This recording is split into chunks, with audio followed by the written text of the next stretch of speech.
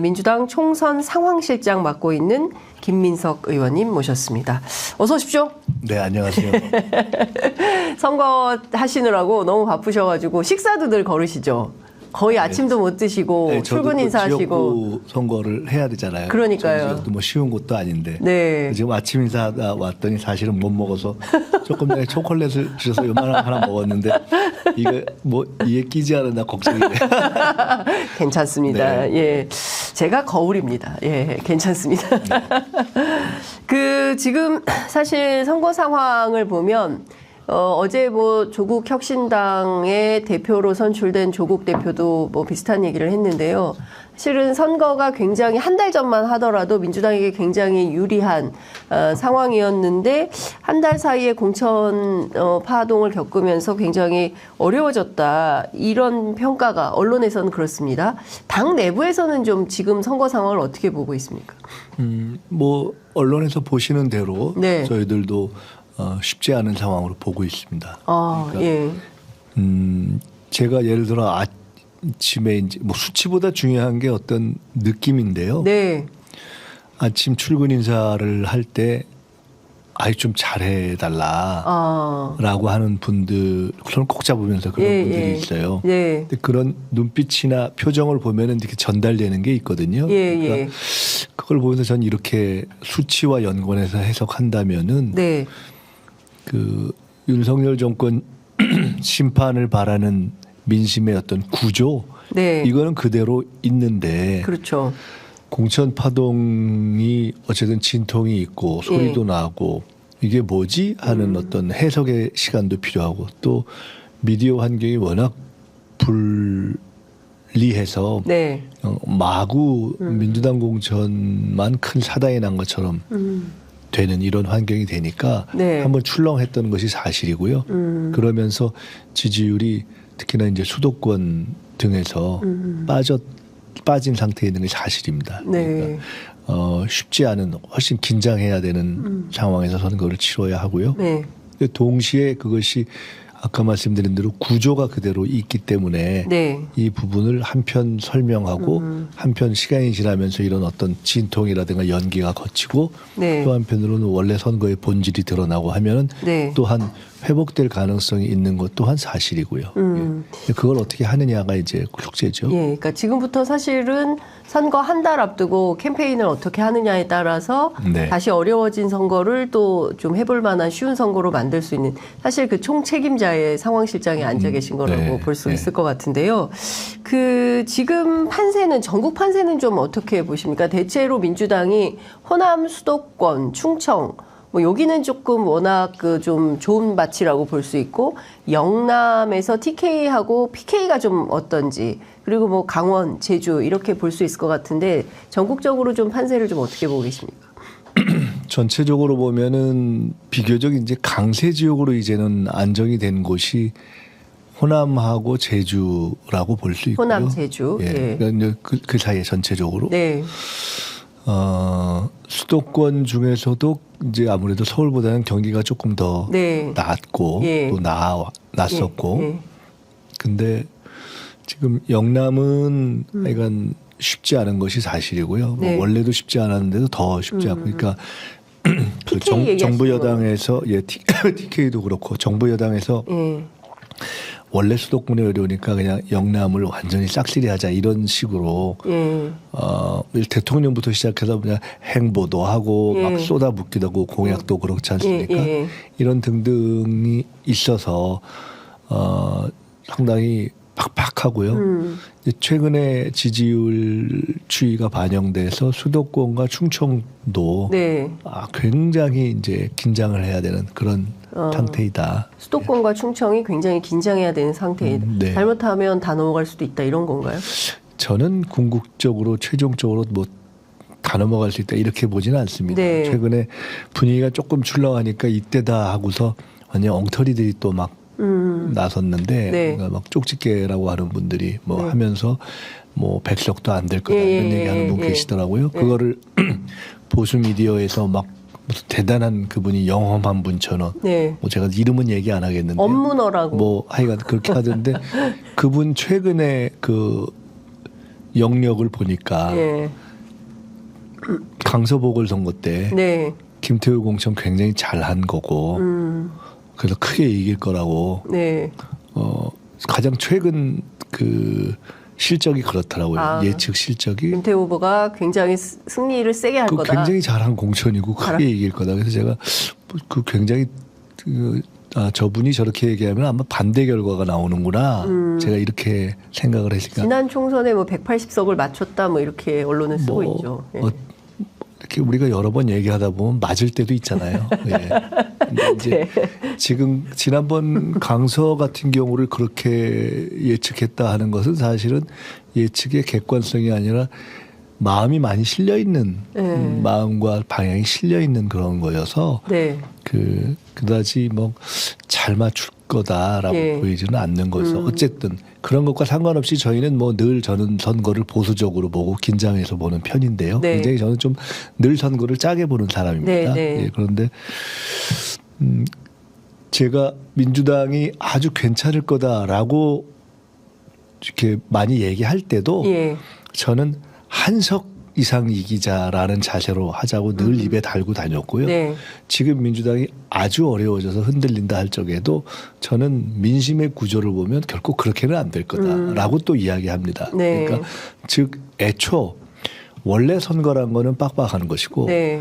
그다음에 특히나 제3지대가 뭐 혹시 영향력이 있나 이렇게 봤지만 거의 지금 의미가 없는 0%의 단계에 갔잖아요. 그렇죠. 제3지대라고 하는 것이 예. 뭐 이준석, 이낙연 다 맞습니다. 예. 그렇기 때문에 결국은 윤석열 정부 심판이냐 아니냐를 놓고 적어도 선거 전에 메인 그라운드인 지역구에서 네. 사실상 민주당과 국민의힘이 대회전의 일합을 겨루는 것이 되지 않습니까? 예.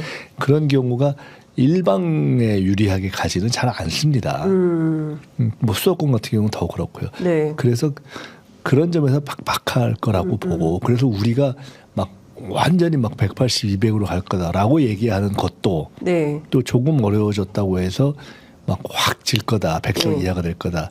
다 저는 별로 맞지 않는다고 봅니다. 그리고 무엇보다도 정치도 그렇지만 선거도 결국은 민심이 결정하는 건데요. 네. 지금의 민심이 예. 지금 이 국정 이대로 그냥 가게 놔둔다 또는 심지어 입틀막 때문에 온 사회가 온 국민이 네. 염증을 느끼고 진저리를 치는데 국회까지 입틀막으로 넘겨준다?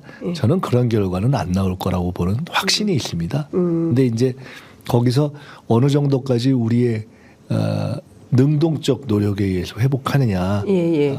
하는 숙제가 있는 거죠. 그러니까 중요한 포인트는 민주당이 지금부터 선거 캠페인을 얼마나 잘하느냐에 따라서 능동적으로 적극적으로 선거를 하느냐. 그럼요. 뭐 이게 중요한데 아직까지는 좀 공천 이제 이번 여진 주가 지나면서 공천 여진이 이제 마무리되는 단계로 가겠죠. 이번 주로 예, 예. 왜냐하면 초기에 우리 지지층조차도 이게 왜 이렇게 소리가 나지 하는 사실은 궁금증들이 많이 있으셨거든요. 네. 그러니까 다녀보면 그런 게 있어요. 예. 근데 그에 대한 설명이 좀 시작이 됐고 있는 그대로 예. 이게 원래부터 정해진 룰입니다. 네. 그다음에 다면 평가가 반영돼서 그렇습니다. 다면 평가가 무슨 지도부가 일방적으로 내려꽂은 게 아니라 당원, 주민, 의원, 당직자가 한 겁니다. 네. 그래서 결과적으로 놓고 보니까 또 교체를 많이 바라던 결과가 또 실제로 나오기도 했습니다. 이게 우리의 설명이고 사실이거든요. 근데 이제 사실 뭐 이런 건 있습니다. 오늘 아침 조간을 종합해 보면 국민의힘이나 민주당이나 사실은 친윤 체제, 친명 체제가 더 강화되는 공천 아니냐. 그런 유명이 예, 있죠. 뭐 근데 지도부 헌신이나 이런 건 없었다. 네네. 이런 판이 그런데 나옵니다. 이제 그거는 역으로 보면은 적어도 민주당의 경우에는 어떤 결과가 나올 때 그것이 바닥에서의 흐름이 반영되느냐 아니냐가 중요한 거잖아요. 네. 그 점에 있어서는 예를 들어 이재명 대표를 대표로 뽑아 올렸던 그 바닥 흐름이라는 것은 적어도 당에 있어서는 그대로 존재하는 거거든요. 네. 그러니까 가령 최근에 여러 정치적 과정, 가령 뭐 이재명 대표에 대한 체포동의안을 둘러싼 정치적 태도를 놓고 네. 의원들의 개별에 대한 평가라는 게 존재하는 거죠. 예. 그게 반영된 것 자체를 뭐라고 하기는 저는 어렵다고 봐요. 그걸 어떻게 하겠습니까? 예. 그 과정을 막 인위적이고 아예 제도라는 건 없이 했다면 문제지만은 그것은 아니기 때문에 어쨌든 지금 원래 주신 질문으로 돌아가면 네. 그런 어떤 공천의 여진이 정리가 되고 또 반발했던 부분이 있는데 굉장히 양각색으로 나타나고 있는 거거든요. 나는 불만이 있다. 그렇지만 수용한다. 네. 그게 이제 앞서서 대부분의 네. 심사 점수가 안 좋았던 분들이 경선을 채택한 예. 것이 이제 그런 대다수죠. 예. 또 나는 공천에 안 됐는데 그래도 수용한다. 오늘 임종석 실장의 예. 얘기까지. 그게 이제 크게 보면 그게 주류죠. 예. 그렇지 않고 일부가 나는 승복이 어렵다. 예. 나가서 무소속으로 뛰겠다 예. 하는 경우가 있고. 근데 그것도 같이 가만히 보면 네. 이상헌 의원님 같은 경우는 당에 대한 불만보다는 진보당이 어떻게 이럴 수 있냐 예. 해서 나가서 뛰고 당으로 돌아오겠다 예. 이런 예. 것이고 예. 또 나가서 뛰지만 예. 이낙연 당이나 이건 아닌 것 같다라고 네. 하는 것이 무소속을 택한 분들의 선택이잖아요. 예. 예. 새로미래로는 안 가겠다. 이낙연 대표 쪽을 선택한 분이 현재로서는 사실은 뭐 그 김종민 의원 하나. 박영순 박영순. 그렇게 그렇죠. 둘이잖아요. 예. 또 김종민 의원은 사실은 경우가 또 좀 다르고 처음부터 아예 예. 논산이 쉽지 않았기 예. 때문에 그런 예. 측면이 예. 없다고 볼 수는 좀 없고 그리고 이제 나가서 아예 국힘으로 간 케이스까지 네, 예. 이상민 하고 의원에 이어서 김영주 부의장님 예, 예. 그러니까 각양각색이어서 예. 그에 대한 평가 또한 정리가 좀 된다고 봅니다. 근데 이번 주 안에. 네, 근데 네. 적어도 큰 틀에 있어서는 그래 조금 억울할 수 있겠다. 근데 저건 뭐지? 하는 부분으로 정리되는 게 하나가 있고 네. 그래 억울한데 그래도 이 민주당을 지켜온 대다수 주류는 네. 그렇지만 승복의 쪽으로 선택했네 네. 하는 쪽으로 지금 또 큰 가닥은 정리가 예. 되는 거지 않습니까? 근데 그런 등등을 놓고 볼 때 이번 주가 저는 거기다가 당연히 상대 평가를 해보게 되잖아요. 근데 국민의힘 공천이 제가 저게 김건희 여사 방탄용 공천이다 이렇게 했는데 따지고 보면 거의 그러니까 그거잖아요. 사실 그 김건희 살리기 공천 한 거잖아요. 그렇죠. 그러니까 예. 아마도 국민의힘 당은 지금까지도 그랬고 앞으로 선거 후에도 김건희 여사 문제는 하여간 100% 커버하는 정당으로 가는 그렇죠. 완전 아부 정당, 아부 공천을 한 거잖아요. 사실 네. 한동훈 위원장이 말은 이것저것 하지만은 따지고 보면은 김건희 여사 거는 한마디도 못하고 네. 김기현 씨도 그거 건드렸다가 그냥 주저앉고 예. 사실 그렇잖아요. 예. 그러니까 저게 전혀 본질에 있어서는 전혀 의미가 없네.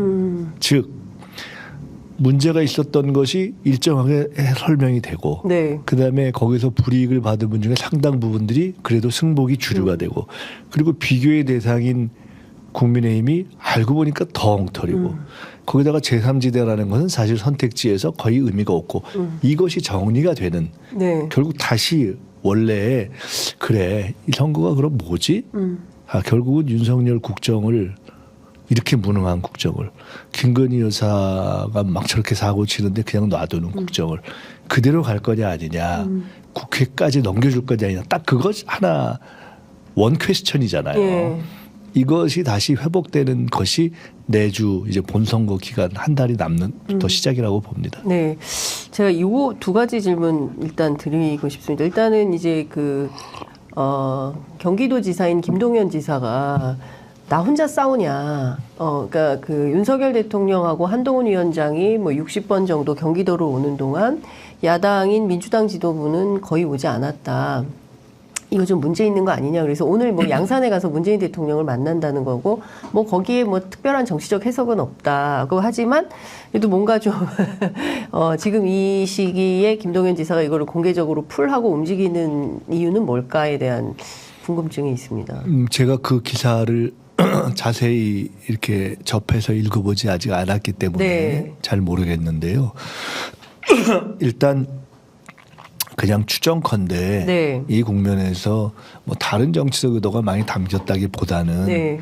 아마 경기 분도, 김포 이런 과정에서의 네. 사실은 이슈를 풀어가는 어려움이 상당히 있으셨던 것이 예. 사실이고 예. 그다음에 김동연 지사께서 말씀하신 대로가 사실이라면 아마 네. 사실이겠죠. 예. 그러면 당의 공천 관련 시기와 맞물려서 특히나 마구 이제 정부 여당이 대통령이 이제 전면에 나서는 방식으로 막 공약 포화, 네. 행보 포화를 네. 한 것에서 느끼는 상당한 부담감이